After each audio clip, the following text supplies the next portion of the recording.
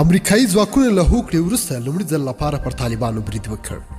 په قطر کې د امریکا او طالبانو ترمنځ د سولې د هوکړې تر لاسلیک کېدو څو ورځې وروسته په لومړي ځل امریکایي ځواکونو په هلمند کې پر طالبانو برید کړی دی. په افغانستان کې د امریکایي ځواکونو ویان په خپل ټویټر کې لیکلي نن د چهارشنبې په ورځ د مارچ پر 4 په هلمند په نادر سراج ولسوالۍ کې پر طالبانو برید کړی. د امریکایي ځواکونو ویان سنې لګیت وایي دغه هوایي بریدونه ځکه یې کړي چې وسلوال طالبانو په تیرو 4 ساعتونو کې د افغان ځواکونو پر پوستو 43 بریدونه کړي. د مارچ پر 4 د امریکایي ځواکونو د هلمند په نادر سراج ولسوالۍ کې پر هغو طالب جنګیالیو هوایي برید کړی چې د افغان امنیتي ځواکونو پر پوستو بریدونه کول. دا د دفاعي په 11 ورځو کې د طالبانو پر ضد لومړنی برید و. ښاغلی لګیټ وایي سولې ته ژمن دي خو د افغان امنیتي ځواکونو د دفاع د دوی مسؤلیت دی. نوموړي وایي طالب مشرتابه په نړیوال ټولنې کې د اور کم ژمنه کړې وه چې بریدونه به نه ډېروي. موږ پر طالبانو غږ کوو چې بې ګټې بریدونه ودروي او پر خپلو ژمنو ودرېږي.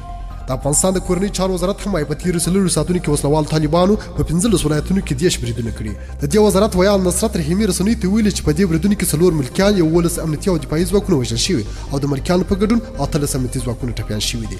رحیمي زیاته کړې چې په دې بریدونو کې د وسلوال طالبانو 11 تنه وژل شوي او 11 نور ټپیان شوي دي. هاخوا د افغانستان د دفاع وزارت وايي تېره شپه د ناوخته په کندوز کې د طالبانو برید و افغان سرتیري وژلي دي. ډېر مننه چې ویډیو مرسته تر پای وکتل.